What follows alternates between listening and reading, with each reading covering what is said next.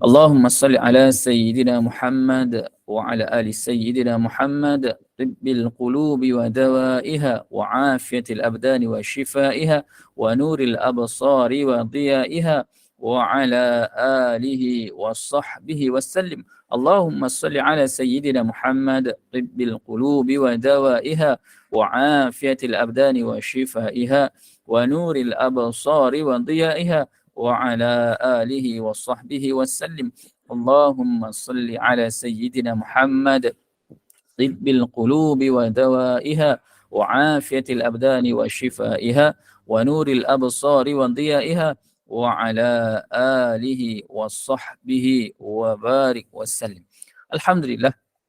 Pertama dan selamanya kita memanjatkan kesyukuran kita ke hadrat Allah Subhanahu wa taala dengan limpah dan kurnianya pada pagi ini kita dapat bersama-sama, kita dibangkitkan dalam keadaan kesihatan yang terbaik. Kita bangun dalam keadaan usia masih lagi diberikan oleh Allah Subhanahu wa taala.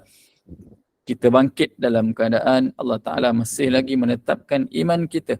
Dibangkitkan dalam keadaan kita masih lagi bergelar sebagai seorang mukmin dan juga sebagai seorang Muslim. Ini adalah nikmat yang terbesar Allah Ta'ala berikan kepada kita. Tatkala mana sahabat-sahabat lain pada waktu ini mungkin belum lagi berkesempatan untuk bersama-sama dengan kita. Kita diberikan juga peluang untuk duduk dalam satu majlis yang penuh dengan keberkatan insya-Allah, yang mana majlis itu adanya bacaan ayat-ayat suci Al-Quran, zikir-zikir, tahlil, selawat ke atas baginda Nabi sallallahu alaihi wasallam dan juga peringatan-peringatan yang terbaik insya-Allah. Jadi diharapkan semua sahabat-sahabat berada dalam keadaan kesihatan yang terbaik insya-Allah. Yang mana sedang diuji dengan masalah kesihatan, semoga Allah Ta'ala berikan kesembuhan. Yang mana diuji dengan Allah Ta'ala mengambil insan-insan yang tersayang, semoga diberikan ketabahan.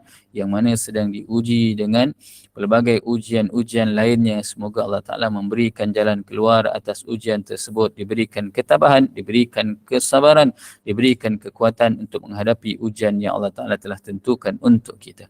Jadi insya-Allah pada pagi ini sahabat-sahabat yang dikasihi, sahabat-sahabat yang diredai oleh Allah Subhanahu wa taala, hari ini nak cerita je. Kan saya nak cerita, nak kongsikan suatu kisah daripada hadis baginda Nabi sallallahu alaihi wasallam.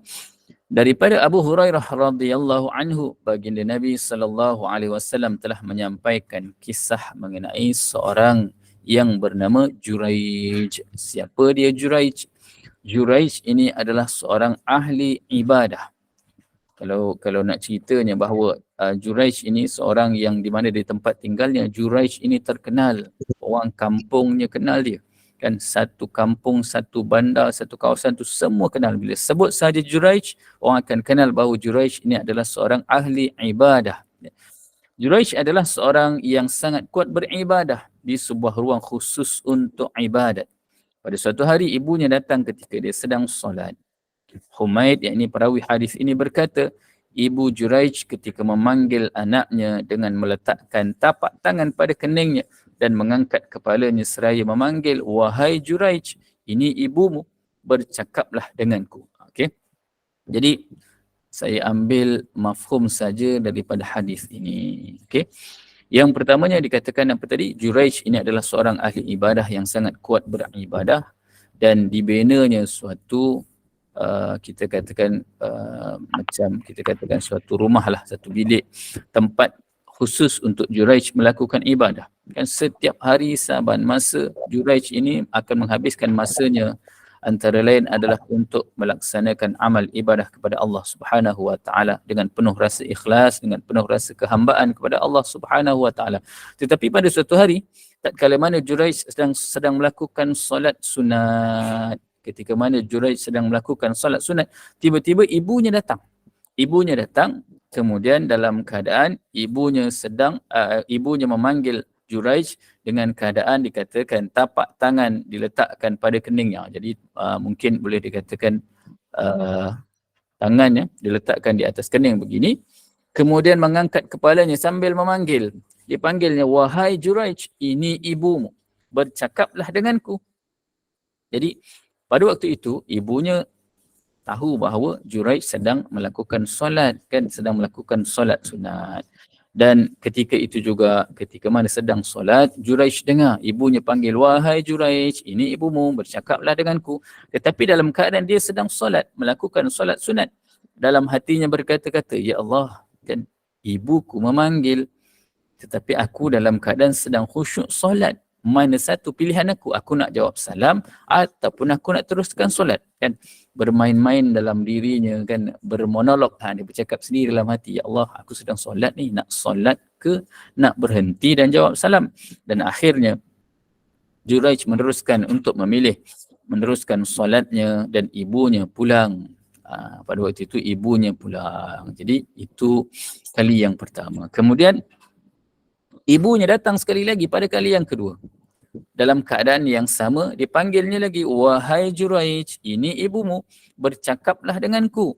Kali kedua, Juraij juga sedang melakukan solat sunat. Berkata-kata lagi dalam hatinya, ya Allah, ibuku memanggilku ketika aku sedang khusyuk dalam solat. Mana satu aku nak pilih? Kali kedua ini juga, Juraij berkata dalam hatinya dan dia membuat pilihan, aku teruskan solat. Sehinggalah untuk kali ketiganya, ibunya datang sekali lagi dan Juraij masih lagi dalam keadaan yang sama, dipanggil oleh ibunya, wahai Juraij, ini ibumu, bercakaplah denganku. Juraij masih lagi dalam keadaan memilih untuk meneruskan solat. Jadi bila mana kali ketiga ibunya datang, dalam keadaan dalam hati ibunya ada sedikit rasa duka cita. Kan, datang kali pertama tak dijawabnya salam, datang kali kedua tak dijawabnya salam, datang kali yang ketiga juga situasinya sama, tidak dijawab salam oleh anaknya. Sedangkan ibunya tadi telah dalam keadaan tersebut tahu bahawa anaknya sedang melakukan solat sunat, dan Juraij pula dalam keadaan sedang solat sunat, dia memilih untuk meneruskan, kata khusyuk terus dalam solat, tidak mahu meninggalkan solatnya. Jadi kalau kita lah agak-agak orang panggil kita, kan, kalau orang lain panggil tu tak apalah, kalau kata ibu ayah panggil macam mana kita nak buat, kan. Jadi bila mana selepas kali yang ketiga ibunya berkata, kan, dalam hatinya dia berkata-kata, ataupun dalam pada kita sendirilah kadang-kadang, kan, bila mana kita dalam keadaan kecewa, kita bercakap sendiri, kan, apa yang dituturkan ataupun apa yang dikatakan oleh ibunya, ya Allah, Juraij ini anakku, aku ingin bercakap dengannya, tetapi dia enggan kerana sedang solat. Ya Allah, jangan engkau tarik nyawanya sehingga dia berjumpa ataupun dia digoda oleh seorang pelacur. Jadi ibunya dalam keadaan duka cita, dalam keadaan hampa, dia pun berkata-kata, ya Allah, Juraij ni anak aku nak cakap dengan dia, tapi kenapa dia tak nak cakap dengan aku? Wahai Allah, sebelum dia meninggal dunia, kan, berilah ujian dia berjumpa dengan seorang pelacur yang akan menggoda dia, kan. Jadi nampak sangat yang ibunya ni dalam keadaan penuh rasa duka cita, rasa marah, kan. Begitulah, kan, kadang-kadang ini perkara yang berlaku dalam keadaan dalam dirinya tak, apa ni dikatakan, dalam keadaan dirinya tu rasa kecewa sangat sehingga terlontar kata-kata yang sebegitu, kan. Jadi kita lihat, jika sekiranya ibunya mendoakan balasan buruk ke atas Juraij, nescaya dia akan ditimpa balasan buruk tersebut. Dan memang benar selepas daripada apa yang berlaku itu, doa daripada ibunya, Juraij akhirnya didatangi oleh seorang wanita, kan, datang ke dalam tempat Juraij melakukan ibadah. Digodanya Juraij, tetapi dengan iman yang ada dalam diri Juraij, kan, Juraij tak layan pun orang perempuan ni datang ke dalam tempat ibadahnya berdua-duaan, kan. Kalau orang lain belum tentu mampu nak melepasi ujian tersebut. Jadi perempuan ini tadi dalam keadaan menggoda Juraij, dalam keadaan dia menggoda Juraij, dia kecewa kerana Juraij tak layan dan dia pun keluar. Tetapi dalam hati wanita ini ada rasa dendam, ada rasa sakit hati, ada rasa dipermalukan. Jadi apa yang dilakukan, tak apa, dia kata, kau tak nak pilih aku, kau tak nak layan aku, tak apa. Dia pun keluar dan dia mencari seorang pengembala. Dipujuknya pengembala ini untuk melakukan perkara yang tidak sepatutnya. Dipanggilnya pengembala ni, dipujuk-pujuknya, akhirnya pengembala ini dalam keadaan tewas dia dalam pujukan wanita tersebut, dan berlakulah perkara yang tidak sepatutnya. Dan setelah 9 bulan maka lahirlah seorang bayi daripada wanita pelacur tadi, dan selepas lahir sahaja. Jadi orang-orang kampung pun, masyarakat pada waktu itu kecoh kan. Katakan, dia ni tak ada suami, tapi macam mana boleh dapat anak? Dan ini perancangan wanita ini tadi, dan ini sebenarnya juga suatu perkara yang berlaku asbab daripada doa ibu Juraish tadi. Jadi wanita ini pun bila mana ditanya oleh orang ramai, dia kata apa dia? Ayah kepada anak ini, ayah kepada bayi ini tak lain tak bukan adalah Juraish, katanya. Kan kecoh pula satu kampung bila dengar saja wanita ini berkata begitu. Satu kampung kecoh.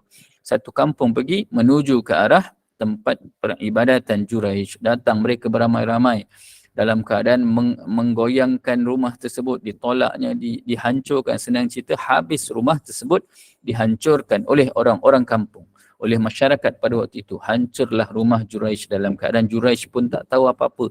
Terpinga-pinga Juraish. Apa masalah aku? Bayangkan kalau kata kita ni kat rumah tiba-tiba tengah buat ibadat, datang orang kan, tiba-tiba pergi goyang rumah kita, panggil, maki hamun kita, tiba-tiba sampai tahap rumah kita dirobohkan. Mau tak menung kita, kan, apakah halnya kan, apa masalahnya kan, tiba-tiba korang datang serang aku pula dalam keadaan aku tak tahu apa-apa. Rupa-rupanya dalam keadaan itu mereka mengatakan bayi yang dibawa oleh wanita ini dikatakan adalah anak daripada hasil hubungan terlarang antara kamu wahai Juraish dengan wanita ini. Tetapi kita lihat bagaimana Juraish ini seorang ahli ibadah, walaupun dia melakukan satu kesalahan iaitu tidak menjawab salam ibunya tadi, dan dengan doa yang dimakbulkan oleh Allah Ta'ala, Juraish diuji oleh Allah Ta'ala. Kemudian Juraish kata kepada dia, berikan aku masa untuk aku buat solat sunat. Jadi Juraish pun ambil wuduk, kemudian Juraish pun melakukan solat sunat. Selepas habis solat sunat, diambilnya bayi itu tadi. Kemudian ditanyakan kepada bayi tersebut, kan bayi umur baru beberapa hari, tiba-tiba ditanyakan. Kalau kata kita lah kan, kita kata kita ambil satu bayi, kita tanya dengan dia, orang kata apa, gila apa kita ni, kan, gila apa awak ni, dah kenapa bayi umur baru beberapa hari kita boleh tanya pula. Tetapi inilah sebenarnya kelebihan yang Allah Ta'ala berikan kepada Juraish. Lantas ditanyakan kepada bayi tersebut, siapa ayah kamu? Tiba-tiba bayi ini menjawab. Dikatakannya apa dia? Ayahku adalah seorang pengembala yang tinggal juga tak jauh daripada kawasan ini. Dikatakan lebih kurang begitulah, kan. Tapi dialog tu bukanlah dalam bahasa Melayu. Ini saya nak bagi faham, kan. Sebab apa? Bila dikatakan begitu, bayi itu menjawab, kan. Bayi itu menjawab, kan, dalam kisah sejarah Islamnya ada tiga bayi yang boleh menjawab, yang boleh berkata-kata sewaktu usianya masih lagi bayi, kan. Antaranya juga termasuklah anak kepada Masyitah, iaitu tukang sisir rambut Fir'aun. Ini salah satu yang inilah anak kepada pelacur tadi menjawab. Dikatakan apa dia? Aku adalah bapaku adalah seorang pengembala. Jadi orang kampung, orang masyarakat pada waktu itu dalam keadaan terpinga-pinga, dalam keadaan malu.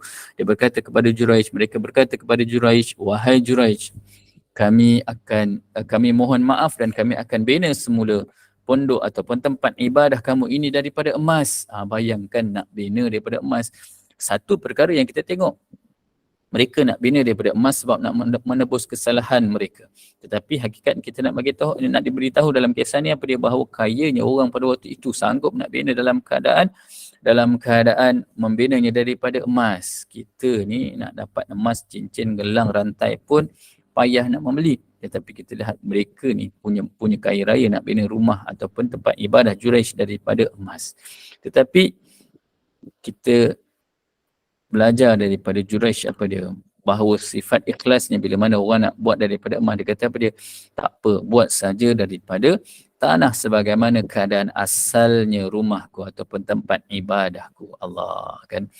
Kita kalau kata orang tak nak bagi emas, kita yang minta, kan. Rumah kita daripada papan, kita minta orang ganti dengan batu. Rumah kita yang kecil, kita minta ganti yang besar. Kau orang dah hancurkan rumah aku nak ganti lebih besar daripada itu.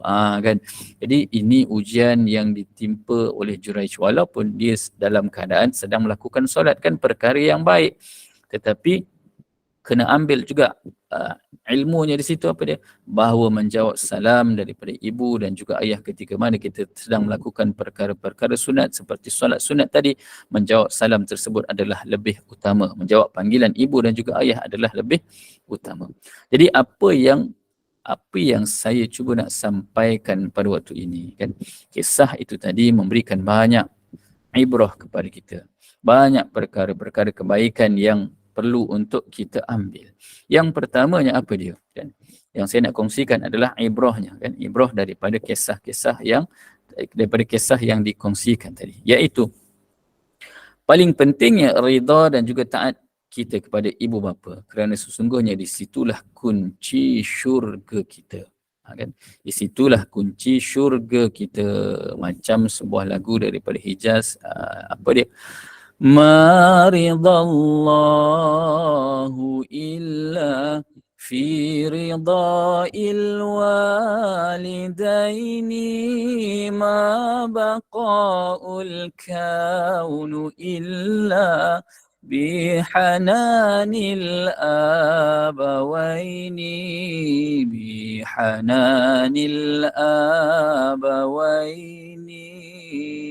redha Allah terletak pada redha ibu dan juga ayah kita.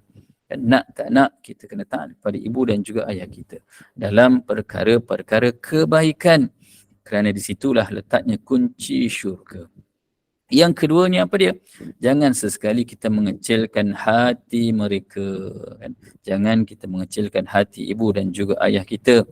Dan juga perlu diingat doa yang lahir daripada sanubari ibu dan juga ayah tiada hijabnya di sisi Allah Subhanahu wa Ta'ala. Tiada hijabnya antara mereka, doa mereka dengan Allah Ta'ala. Sebab itu mungkin kita katakan, Ustaz, itu bagi mereka yang dah ada ibu ayah. Macam kami ni yang ibu ayah dah tak ada, macam mana? Kita doakanlah mereka, kan? Dan perlu diingat, kita juga sebagai ibu, sebagai seorang ayah, kadang-kadang, kadang-kadang bak kata Piramli, kan? Ada orang jarang-jarang, apa dia?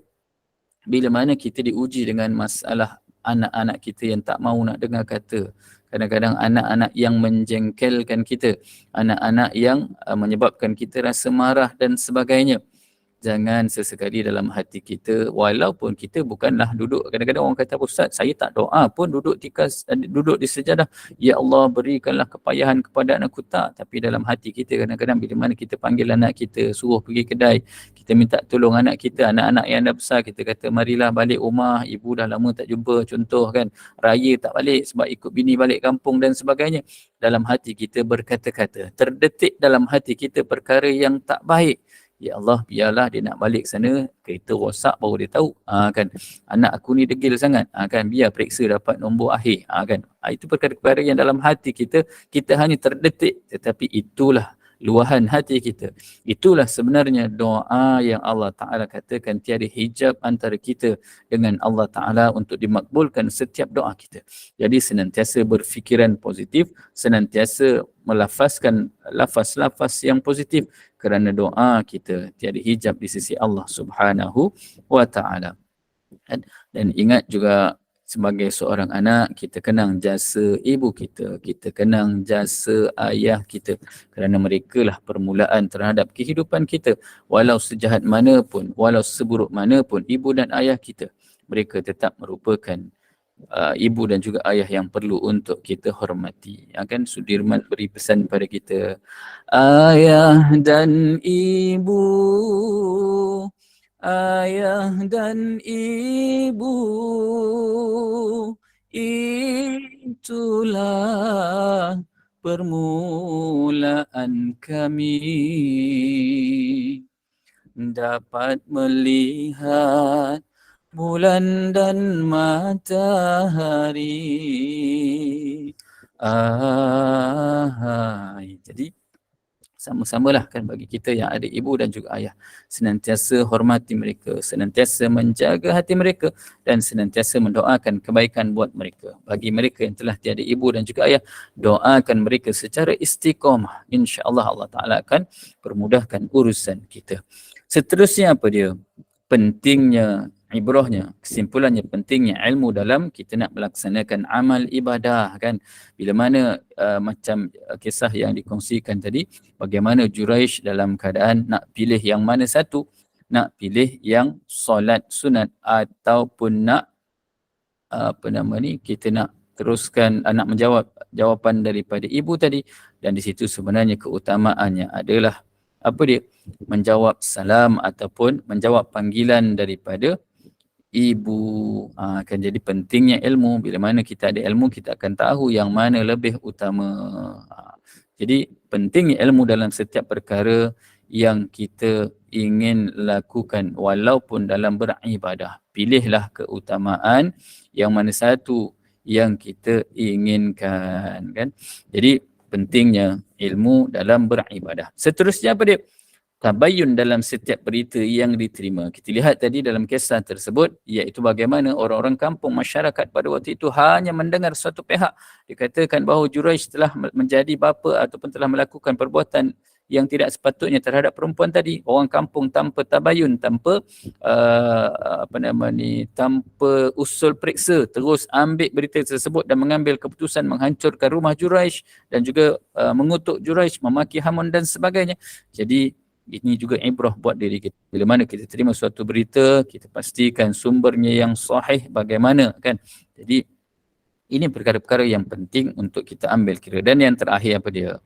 Ikhlas dalam beribadah. Innamal a'malu binniyat yang pernah saya kongsikan kan pada kelas yang lepas, dan ada yang memberikan peringatan kita. Ikhlas, iaitu ikhlas ini sebagaimana semut hitam di atas batu yang hitam berada dalam waktu malam yang gelap gelita. Itulah ikhlas. Kita lihat bagaimana Juraish diselamatkan oleh Allah Subhanahu wa taala. Kerana apa? Kerana dalam setiap ibadah yang dilakukan oleh Juraish, ikhlasnya dia terhadap amal-amal yang dilakukannya kan, walaupun dia ada melakukan kesilapan,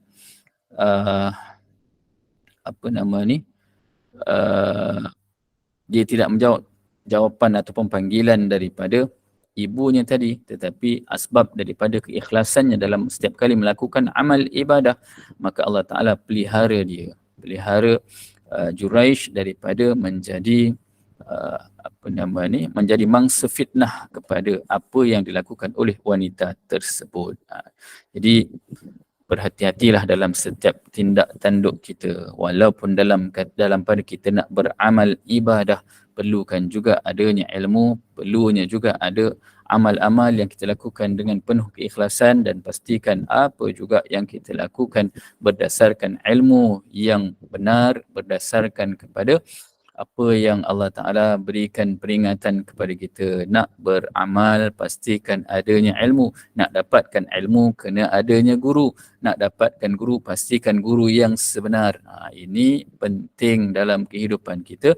Begitu juga kita nak melakukan setiap perkara-perkara. Apa juga perkara-perkara yang kita lakukan. Kalau kita nak hantar anak kita belajar, nak didik mereka, carilah guru yang terbaik. Jadi insyaAllah, ini antara suatu kisah yang saya rasa boleh kita ambil iktibar yang cukup banyak. Kisahnya tentang Juraish, kisahnya tentang ibu Juraish, kisahnya tentang seorang wanita yang tidak berakhlak, tetapi kesimpulan daripada kisah ini cukup banyak untuk kita. Nak dapatkan redha ibu dan juga ayah tak semudah yang disangkakan. Kadang-kadang kita tak niat apa pun, dan kadang-kadang kita bercakap dengan ibu ayah kita, bila mana contoh mereka telefon kita, kita pun jawab, nanti call balik, saya sedang sibuk dalam meeting kadang-kadang kan. Tetapi kita tak ada niat apa pun, tetapi mungkin ibu dan juga ayah kita dalam keadaan pada waktu itu rasa dalam hatinya bahawa kita telah mengabaikan mereka.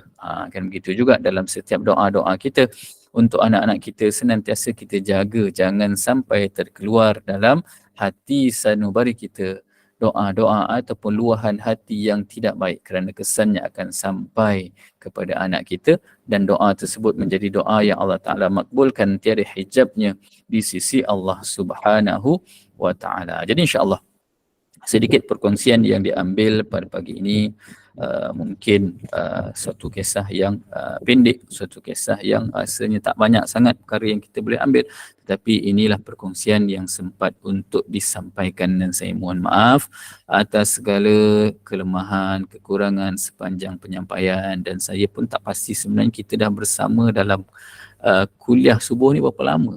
Sebab saya pun tak perasan, kadang-kadang ada setengah tempat tu bila saya berkuliah bersama dengan mereka, bila saya tanya berapa lama dah kita bersama-sama dalam kuliah ni, katanya adalah Ustaz dalam 4 tahun, 5 tahun, Allah 4 tahun, 5 tahun. Nah, begitu juga dalam kelas-kelas saya, kelas-kelas mengaji saya kan.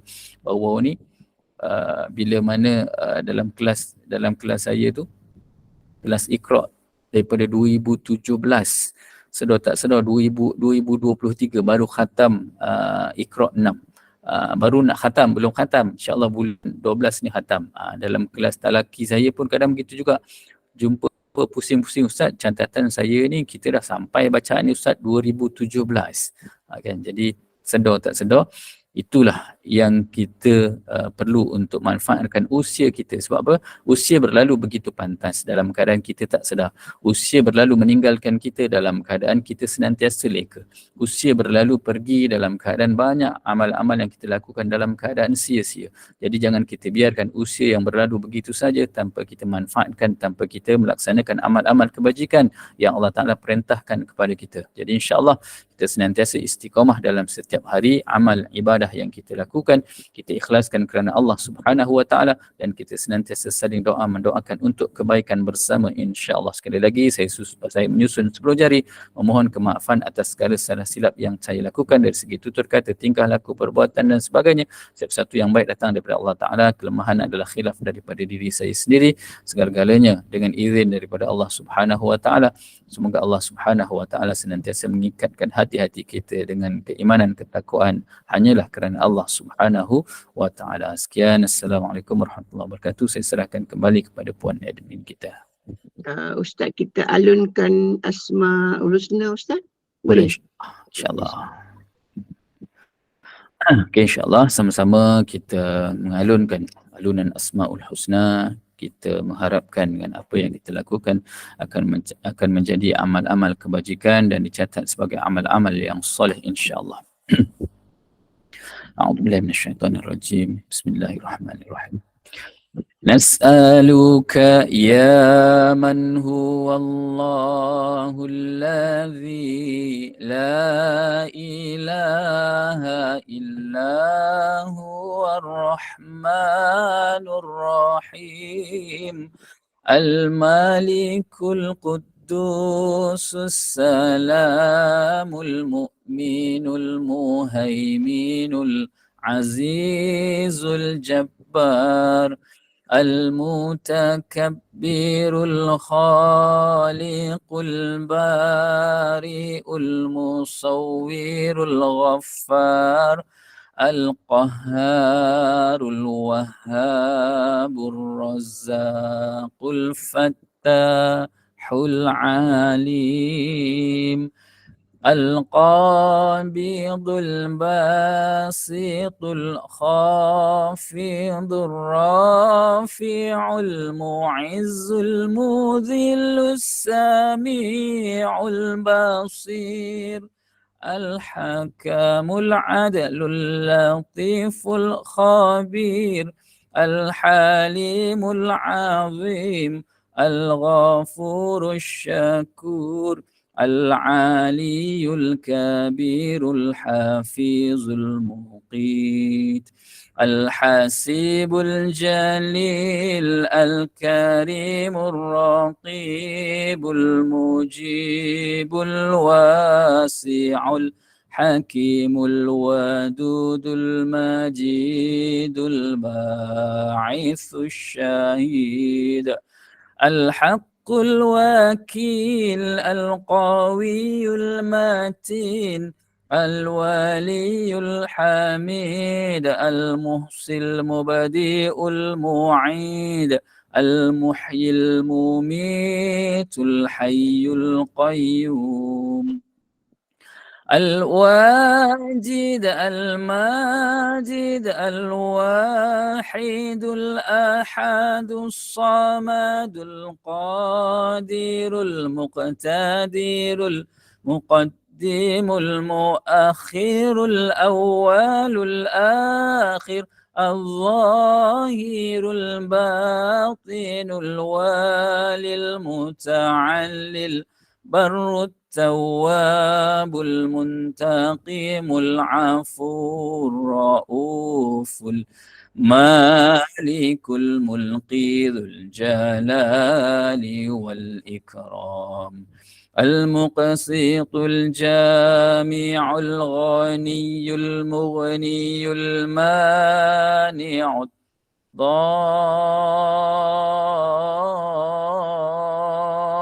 النافع النور الهادي البديع الباقي الوارث الرشيد الصبور الذي ليس كمثله شيء وهو السميع البصير اللهم صل أفضل صلاة على أسعد مخلوقاتك سيدنا محمد وعلى آله وصحبه وسلم عدد معلوماتك ومداد كلماتك كلما ذكرك الذاكرون وغفل عن ذكره الغافلون اللهم صل على سيدنا محمد وعلى آل سيدنا محمد صلى الله عليه وسلم. Alhamdulillah, dengan alunan Asmaul Husna tadi telah menutup kuliah subuh kita bersama dengan Al-Fadil Ustaz Mahmud Mastam. Amin Allahumma amin. Jazakallah khairan kasiran kepada Al-Fadil Ustaz yang telah pun bersama kita dari pagi tadi. Mudah-mudahan Allah perkenankan dan makbulkan segala doa asbab kita membaca kalamullah dan berdoa bersama-sama dengan Al-Fadil Ustaz. Mudah-mudahan kepada yang diuji dengan pelbagai penyakit, mudah-mudahan Allah berikan syifa yang sempurna dan mudahkan segala urusan. Terima kasih juga atas perkongsian ilmu pada pagi ini. Mudah-mudahan bermanfaat, jadikan ibrah dari kisah-kisah yang disampaikan dan jadikan pedoman dan boleh kita amalkan dalam kehidupan kita, dalam mengharungi kehidupan kita pada ketika ini. Terus berfikiran positif, tingkat ilmu, amal dengan istiqamah dan ikhlas kerana Allah Subhanahu wa Ta'ala. Terima kasih kepada tim Gema Nur Iman yang menyediakan platform untuk kita pada pagi ini, dan juga kepada para jemaah yang telah pun memarahkan kuliah kita pada pagi ini. Mudah-mudahan kita terus bersyukur dengan apa yang kita ada, kita redha dengan apa yang kita tiada. InsyaAllah ketenangan pasti dirasa. Moga hari ini hari yang penuh keberkatan dan Allah mudahkan dimanapun kita berada di bumi Allah ini. Amin ya Rabbil Alamin. Untuk makluman para hadirin muslimin muslimat yang dikasihi sekalian, kuliah kita seterusnya nanti ialah pada pukul 10 pagi, kuliah duha bersama dengan Al-Fadil Ustaz Muhammad Aizuddin bin Kamaruzzaman, iaitu dengan syarah daripada kitab Kisah Sahih Para Nabi jilid 1. Jadi teruskan bersama dengan kuliah duha dan kuliah-kuliah yang kita sediakan hingga ke waktu isyak hari ini. Sebagai penutup tirai pagi ini, sekali lagi dipersilakan yang bahagia Al-Fadil Ustaz Mahmud Mastam untuk memimpin bacaan tasbih kafarah dan menutup dengan kuliah dengan surah Al-As. Jadi saya sudahi dulu dengan wabillahi taufik. Wassalamualaikum warahmatullahi wabarakatuh. أعوذ بالله من الشيطان الرجيم بسم الله الرحمن الرحيم سبحانك اللهم وبحمدك أشهد أن لا إله إلا أنت أستغفرك وأتوب إليك بسم الله الرحمن الرحيم والعصر إن الإنسان لفي خسر إلا الذين آمنوا وعملوا الصالحات وتواصوا بالحق وتواصوا بالصبر. Sadaqallahul azim. Mohon maaf sekali lagi. Assalamualaikum warahmatullahi wabarakatuh. Waalaikumsalam warahmatullahi